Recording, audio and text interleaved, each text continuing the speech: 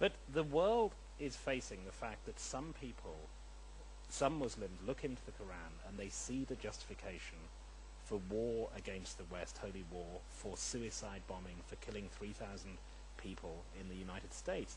They say they do that because of the Quran, because they are Muslims. Well, there are people that kill doctors performing abortions in the United States, and they do it because they read the Bible. There's Jewish zealots. Baruch Goldstein went into a mosque and killed all of these. Absolutely. I mean, yeah, we I'm have not saying it's a rabbinical student killed rabbin. I mean, religion goes wrong. We have insane secular people going out, and we had a man in our country who took young boys and ate them. I mean, there's crazy people all over the place. So if you're going to take a handful, and it's a small number of people, don't forget, who unfortunately have been quite spectacular. with huge consequences. With huge consequences, absolutely, but that's why those of us who represent the bulk of Muslims, of Christians, of Jews, we have an immense responsibility. We have an immense responsibility.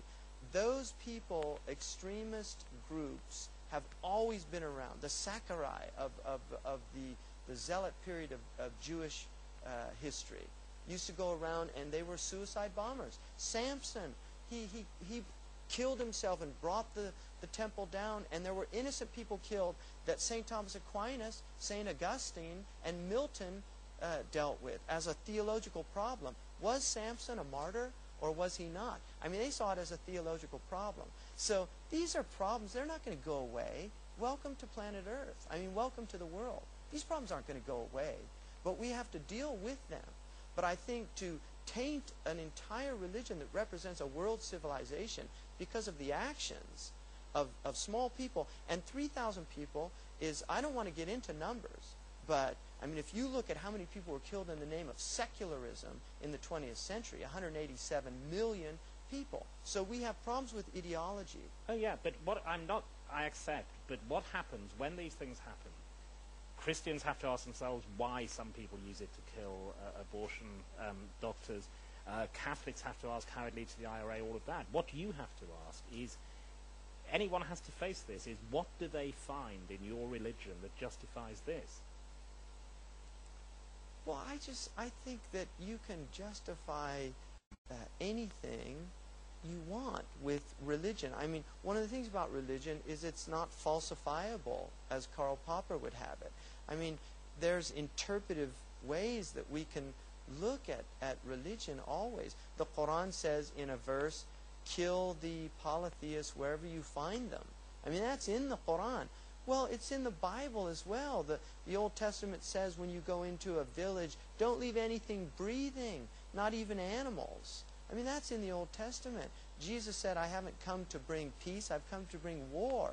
He said, if you don't have a sword, then sell your garment and buy a sword. I mean, Jesus said, I came to separate father from son. So I can take those and I can say, well, I can't talk to my father. Jesus said, let the dead bury the dead. So I don't go to my parents' funeral. So we have many ways of reading Scripture. But that is why you have a normative scholastic tradition in Islam. In Judaism, you have rabbis. And none of these people that are interpreting the Quran this way, they don't have ulama that are at any serious level. And I think with the exception, I would say that the suicide bombing is a real problem. I find that that is a deeply rooted problem. I cannot for the life of me understand, and I have been in debates with people that I would consider scholars. I've been in debates with them about the issue, and I can't for the life of me understand how some of the Muslim scholars have validated that act. They would say that's because you're a Californian liberal by birth and tradition. But they would say that you cannot understand not true. The economic and political desperation that would lead. That's what they would say, isn't it? No, it's not what they would say, because there are many Muslim scholars. For instance, Saudi Arabia, that's always brought out as, the bad and evil guy. Their ulama have consistently issued fatwas over the years, since the first suicide bombings, that it is absolutely prohibited in the religion of Islam. And that has not been their state official position. It is their state official position, but it's not because of that. They have had scholars within their own tradition that completely reject the concept of suicide and of murdering women and children and non-combatants. And there are many scholars. My own teacher, my first and primary teacher, was against suicide bombing. So there are certain scholars that have sanctioned that, and I can't for the life of me see how they've done that. But it's not because I'm progressive and from California. It's because I've studied the Islamic tradition, and I have come to my own conclusions about that. I mean, it's not helping Islam. It's not helping the Palestinians. It's not helping anybody. It's harming the religion of Islam. You've made clear absolutely clear your condemnation of September 11th, the suicide bombers, but when, 2 days before that, when you said in the speech, this country is facing a terrible fate, the reason for that is that this country, America, stands condemned. What did you mean by that? I was actually speaking, I really was speaking, I was actually quoting some verses of Quran, and I didn't say fate, I said tribulation. And I said, in the same speech, I said the tribulation is actually already here if people look deeply enough. And I was talking about just the overall moral decay of our culture and society, the breakdown of families, the breakdown. It just. What was about? But what? Gay marriages, Hollywood, what? I would just say we have some of the highest rates of depression. We have some of the highest rates of divorce. We have our young people are really suffering. I really believe that. I did not in any way mean it just happened to be right before September 11th. If I would reiterate that, I would say the entire world is facing an immense tribulation. I mean, I feel it in my bones. I just feel like we have ignored so much of what we should be focusing on as human beings, that when armaments and drugs are the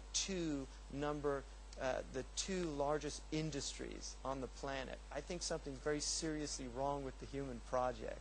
So that's really what I'm talking about. I have never condoned violence ever in the name of Islam. When I've spoken about jihad, and I have, and I believe in jihad, I have always understood jihad to be the highest principle of struggle against what's wrong in the world. I've never understood it to mean the violent use of indiscriminate violence against innocents and civilians and things like that. I've understood it to be a spiritual struggle within the heart, as well as a social struggle in activism and martial struggle when it is appropriate.